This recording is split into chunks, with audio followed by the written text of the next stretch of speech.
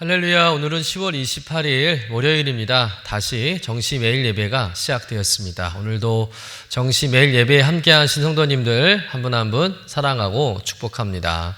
다 같이 사도신경으로 우리의 신앙을 고백하며 예배의 자리로 나가겠습니다. 전능하사 천지를 만드신 하나님 아버지를 내가 믿사오며 그 외아들 우리 주 예수 그리스도를 믿사오니 이는 성령으로 잉태하사 동정녀 마리아에게 나시고 본디오 빌라도에게 고난을 받으사 십자가에 못 박혀 죽으시고 장사한 지 사흘 만에 죽은 자 가운데서 다시 살아나시며 하늘에 오르사 전능하신 하나님 우편에 앉아 계시다가 저리로서 산자와 죽은 자를 심판하러 오시리라. 성령을 믿사오며 거룩한 공회와 성도가 서로 교통하는 것과 죄를 사하여 주시는 것과 몸이 다시 사는 것과 영원히 사는 것을 믿사옵나이다. 아멘. 다 같이 찬송가 284장 오랫동안 모든 죄 가운데 빠져 우리 함께 찬송하겠습니다.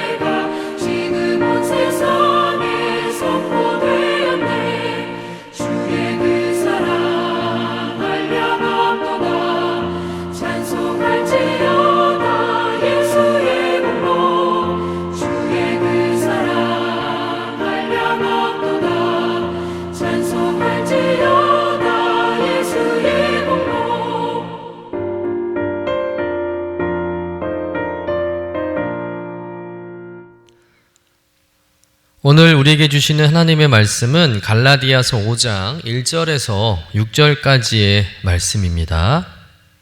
함께 받들어 읽겠습니다. 그리스도께서 우리를 자유롭게 하려고 자유를 주셨으니 그러므로 굳건하게 서서 다시는 종의 멍에를 매지 말라. 보라, 나 바울은 너에게 말하노니 너희가 만일 할례를 받으면 그리스도께서 너희에게 아무 유익이 없으리라. 내가 할례를 받는 각 사람에게 다시 증언하노니 그는 율법 전체를 행할 의무를 가진 자라. 율법 안에서 의롭다함을 얻으려 하는 너희는 그리스도에게서 끊어지고 은혜에서 떨어진 자로다. 우리가 성령으로 믿음을 따라 의의 소망을 기다리노니 그리스도 예수 안에서는 할례나 무할례나 효력이 없으되 사랑으로서 역사하는 믿음 뿐이니라. 이는 하나님의 말씀입니다. 아멘. 감옥을 탈출하는 소재로 만들어진 영화들이 있죠. 도저히 불가능할 것 같은 감옥에서 탈출을 시도합니다. 그들이 목숨을 걸고 탈출하는 이유는 자유에 대한 갈망 때문이겠죠. 우리나라에서도 감옥에서의 탈출을 소재로 한 영화 중에 광복절 특사라는 영화가 있습니다. 억울하게 감옥에 갔다가 우연히 숟가락 하나를 얻게 되어서 6년간 열심히 땅굴을 파서 탈출 루트를 만들었는데 하필 그날에 다른 죄수에게 들키게 되죠. 그래서 둘이 함께 탈옥을 하게 됩니다. 천신만고 끝에 드디어 탈출에 성공해서 자유의 감격을 맛보는 중에 우연히 보게 된 아침 신문에서 이번 광복절 특사에 자신들의 이름이 있는 것을 발견하게 되죠. 가만히 있어도 감옥에서 출소하는데 개고생을 하면서 법을 어기며 탈옥을 한 것입니다. 결국 탈옥한 사실을 숨겨야 광복절 특사로 풀려나기 때문에 이 탈옥한 주인공들이 탈옥보다 더 힘들게 다시 감옥으로 들어가게 되는 과정을 그린 영화가 광복절 특사라는 영화예요. 굉장히 코믹한 영화입니다. 제가 그 영화가 생각나는 것은 오늘 본문에 우리를 자유케 하려고 자유를 주셨는데 다시 종의 멍에를 맨다는 말 때문입니다. 여러분, 우리는 죄의 감옥에 갇혀서 빠져나올 길이 없이 절망 가운데 살았는데 예수님께서 이 땅에 오셔서 우리의 모든 죄를 대신 짊어지시고 십자가에 죽으시고 또 그 죄값을 지불하심으로 인해서 우리가 예수 그리스도를 믿음으로 말미암아 그 죄의 감옥에서 풀려나 자유를 얻게 된 줄로 믿습니다. 그런데 그렇게 자유를 얻었는데 다시 죄의 감옥으로 들어가는 어리석은 일을 해서는 안 된다는 것이죠. 여러분, 우리는 법을 어기고 탈옥한 사람들이 아니라 떳떳하게 정당한 대가를 지불하고 풀려난 사람들인 줄로 믿습니다. 우리는 율법과 죄에서 자유자가 되었고 하나님의 자녀가 되었기 때문에 다시는 종이나 매는 멍에를 맬 필요도 없고 또 매서도 안 된다는 것이죠. 그래서 바울은 오늘 중요한 선언을 하며 오늘 말씀을 시작합니다. 갈라디아서 5장 1절 말씀 같이 읽어보겠습니다. 그리스도께서 우리를 자유롭게 하려고 자유를 주셨으니 그러므로 굳건하게 서서 다시는 종의 멍에를 매지 말라. 갈라디아 교회 성도들이 예수 그리스도를 믿음으로 구원을 받았는데 그것에 만족하지 못하고 또다시 율법을 행함으로 구원을 받으려고 하는 겁니다. 그리스도께서 주신 자유를 잃어버리고 다시 율법과 종의 멍에를 맨 것이죠. 그래서 바울이 간절하게 외치는 것입니다. 예수 그리스도로 말미암아 얻어진 자유를 버리고 다시 종의 멍에를 매는 일이 없게 하라는 것이죠. 그렇다면 갈라디아 성도들에게 이 종의 멍에는 구체적으로 어떤 것이겠습니까? 바로 할례라는 것입니다. 왜 이방인인 갈라디아 성도들이 할례를 받은 것일까요? 갈라디아 성도들은 이방신을 섬기는 이방인들이었습니다. 그런데 바울의 복음 전도를 통해서 믿음으로 구원을 얻게 된 것이죠. 그런데 그렇게 바울의 말씀을 듣고 구원을 얻었지만 이들의 마음 가운데 더 높은 신앙의 수준을 갈망하고자 하는 마음이 있었다는 거예요. 진정한 그리스도인의 표지가 무엇인지 그것을 소유하고 싶었던 것이죠. 그런데 자신들에게 복음을 전했던 바울이 떠나고 유대인 그리스도인들이 이 지역에 온 겁니다. 이들은 유대인들이었기 때문에 하나님을 대대로 믿었던 사람들이죠. 그들을 보니까 자신들보다 더 경건해 보였고 또 하나님에 대한 더 많은 지식을 가진 사람처럼 보인 거예요. 쉽게 말해서 자신들보다 더 믿음이 좋아 보인 것이죠. 게다가 그들에게는 하나님을 잘 믿는 할례라는 표시까지 가지고 있었습니다. 아니나 다를까 그 유대인들이 갈라디아 성도들에게 너희들이 참된 성도가 되기 위해서는 할례를 받아야 한다고 가르친 거예요. 또 강조한 것입니다. 이 가르침이 갈라디아 교회를 혼란스럽게 했던 것이죠.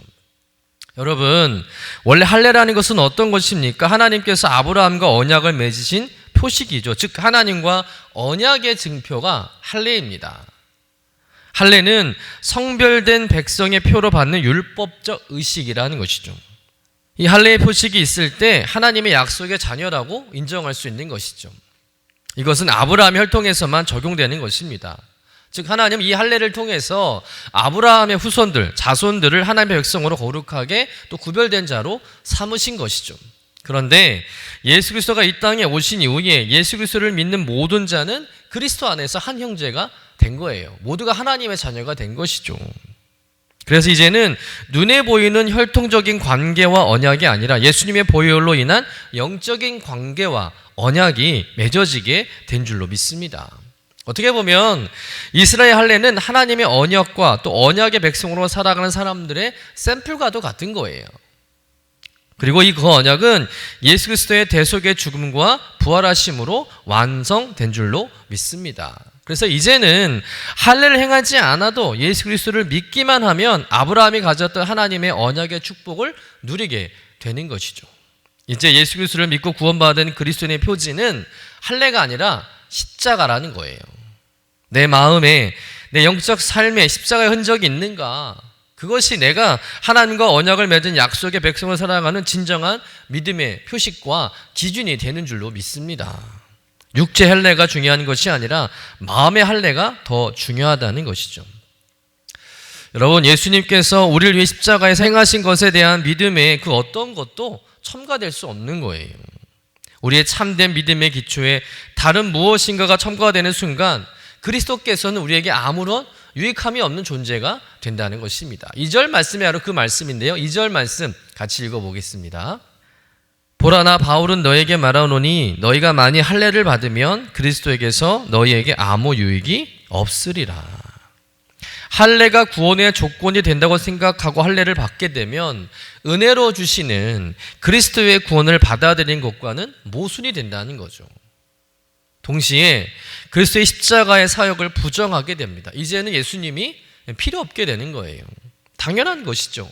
예수님이 우리의 구원과 아무런 상관없는 분이 되는 겁니다. 아무런 유익이 없는 존재가 된다는 것이죠. 즉 복음의 근간이 뿌리째 뽑히는 그런 치명적인 일이 될 수 있는 것이죠. 또한 율법 전체를 행할 의무가 주어진다는 거예요. 3절 말씀 같이 읽어보겠습니다. 내가 할례를 받는 각 사람에게 다시 증언하노니 그는 율법 전체를 행할 의무를 가진 자라. 여러분, 할례 하나만 지킨다고 끝나는 게 아닙니다. 할례를 선택하는 순간 모든 율법을 다 만족시켜야 하는 거예요. 왜냐하면 할례도 율법 안에 있는 수많은 조항 중에 하나일 뿐이기 때문이죠. 할례만 한다고 다가 아닙니다. 할례를 포함하고 있는 그 모든 율법을 다 지켜야만 하는 겁니다. 그러나 인간은 누구도 율법을 100% 준행할 수 없다는 거예요. 결국 율법을 지키지 못한 인간은 죄인이 되는 겁니다. 그렇게 죄인이 된 인간은 그 어떤 것으로도 죄의 굴레에서 벗어날 수가 없는 것이죠. 율법을 더 잘 지키면 죄에서 벗어날 줄 알았는데 율법은 더 인간을 구속하고 얽매이게 하고 무거운 죄책감만 가중시킬 뿐이라는 겁니다. 율법으로는 해결할 방도가 없는 것이죠. 결국은 자유를 얻었다가 다시 율법으로 돌아가는 어처구니 없는 일을 행하게 된다는 겁니다. 기껏 힘들게 자유를 얻었는데 다시 종의 멍에를 매는 일과 같은 일이 벌어지는 것이죠. 여러분, 우리는 자유인인 줄로 믿습니다. 예수 그리스도 한 분뿐이면 우리는 모든 죄와 멍에에서 자유할 수 있는 존재인 줄로 믿습니다. 그러니 다시 율법으로 돌아갈 필요가 없다는 것이죠. 오늘 이 말씀 우리 신앙생활에 적용해 보자면 예수 그리스도를 믿고 구원받고 은혜를 누리며 살면서도 스스로 그 은혜를 버리고 율법으로 돌아가는 신앙의 모습을 보일 때가 우리 안에 많다는 것이죠. 예를 들어서 행위적인 것에 신앙에 중점을 두고 행위와 그 결과를 보고 하나님의 자녀로서의 의무감을 다했다고 스스로 판단하는 경우도 많다는 겁니다. 일주일에 한 번 꼭 예배도 드렸고 헌금도 드렸고 봉사도 했으니 나는 하나님의 사람으로서 할 일을 다했다고 생각하는 것이죠. 믿음이 우선인데 믿음보다 나의 행위에 더 중점을 두며 신앙생활을 한다는 거예요. 뭔가 하나님께 더 드려야 할 것 같고 뭔가 잘 보여야 할 것 같은 의무감에 신앙생활하는 모습이 우리 안에 있다는 겁니다. 신앙생활 자체가 멍해로 여겨지는 성도가 많다는 것이죠. 그래서 억지로 신앙생활하는 성도가 많습니다.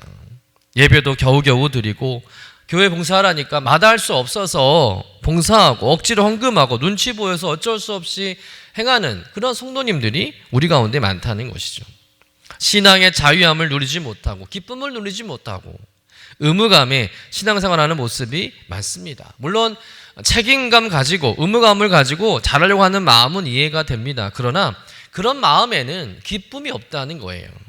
무엇보다 지속력이 없습니다. 금방 지치고 번아웃이 와요.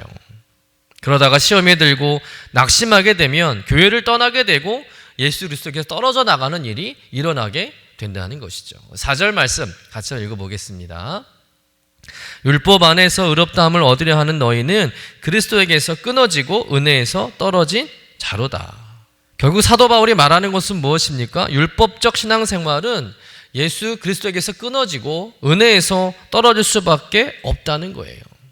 여러분, 그리스도인인데 하나님 믿는 자녀인데 예수 그리스도와 떨어져서 은혜 없이 살아가는 삶 자체가 고통 아니겠습니까?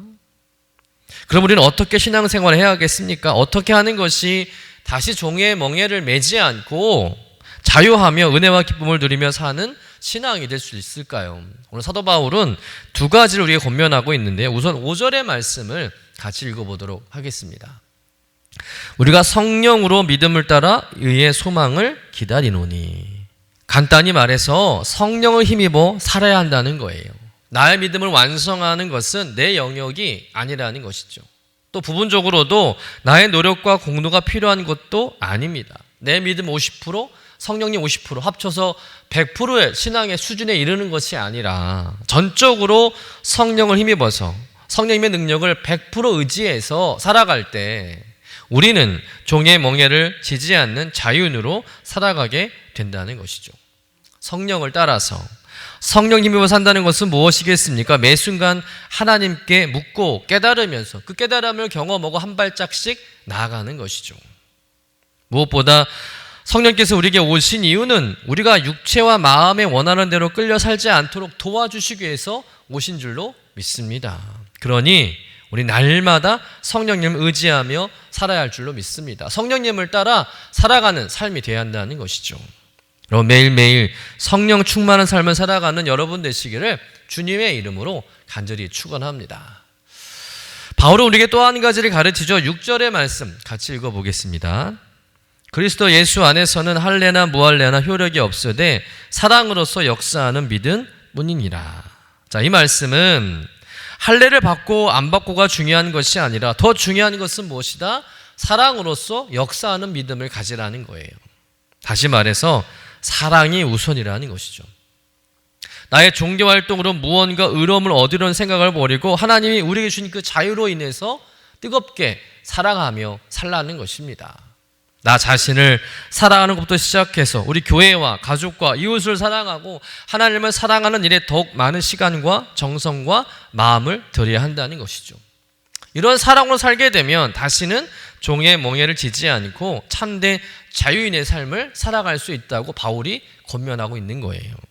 여러분, 예배 드리는 일도 사랑 때문에 하는 것이고 봉사하고 전도하는 것도 사랑 때문에 하는 것이고 헌금하는 것도 사랑에서 시작되는 것이고 이웃을 섬기는 것도 사랑에서 시작되는 것이라면 우리는 절대 율법에 얽매여 억지로 행할 일이 없다는 겁니다.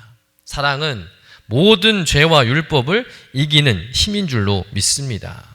여러분, 사랑으로 역사하는 믿음이 있을 때 우리는 진정한 자유함을 누리게 된다는 것이죠.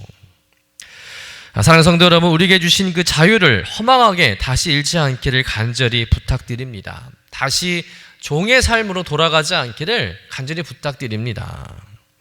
우리를 종이 아닌 하나님의 자녀로 삼아주신 그 크신 은혜에 감격하며 그 은혜에 응답하는 삶을 살아가는 저와 여러분 되시기를 간절히 축원합니다. 그러기 위해서 매 순간 성령님을 의지하며 성령님과 동행하며 살아가시기를 축원합니다. 또한 사랑을 실천하고 사랑으로 세상을 섬기는 여러분 되시기를 주님의 이름으로 간절히 축원합니다. 기도하겠습니다. 사랑과 은혜가 풍성하신 하나님 아버지, 우리를 죄의 감옥에서 자유케 하신 주님의 은혜를 진심으로 감사드립니다. 예수 그리스도께서 십자가에 대신 고난 받으시고 우리에게 자유를 허락하셨기에 우린 이제 종의 멍에를 매지 않고 참된 자유를 누리며 살아갈 수 있게 되었음을 믿습니다. 그러나 우린 여전히 연약하여 때로는 다시 죄로 돌아가려는 마음이 생기기도 합니다. 우리의 신앙 율법에 얽매여 자유를 잃고 의무감으로만 가득 찬 삶을 살지 않도록 도와주시옵소서. 성령님의 인도하심을 따라 믿음으로 살아가며 또 사랑으로 역사하는 믿음을 소유할 수 있도록 우리를 붙들어 주시옵소서. 주님, 우리의 신앙이 율법적인 행위에만 갇히지 않게 하시고 주님께서 우리를 사랑하신 그 사랑으로 우리 이웃과 우리의 가족을 사랑하며 또 세상을 사랑하며 교회와 하나님을 사랑하는 저희들 되게 하여 주옵소서. 우리의 모든 삶 속에 예수 그리스도의 십자가의 흔적이 드러나게 하시고 오늘도 그 주님을 증거하는 증인의 삶을 살아가도록 성령님 우리와 동행하여 주옵소서. 감사드리며 거룩하신 예수님의 이름으로 기도드립니다. 아멘. 하늘에 계신 우리 아버지여, 이름이 거룩히 여김을 받으시오며 나라가 임하시오며 뜻이 하늘에서 이루어진 것 같이 땅에서도 이루어지이다. 오늘 우리에게 일용할 양식을 주시옵고 우리가 우리에게 죄 지은 자를 사하여 준 것 같이 우리 죄를 사하여 주시옵고 우리를 시험에 들게 하지 마시옵고 다만 악에서 구하시옵소서. 나라와 권세와 영광이 아버지께 영원히 있사옵나이다. 아멘.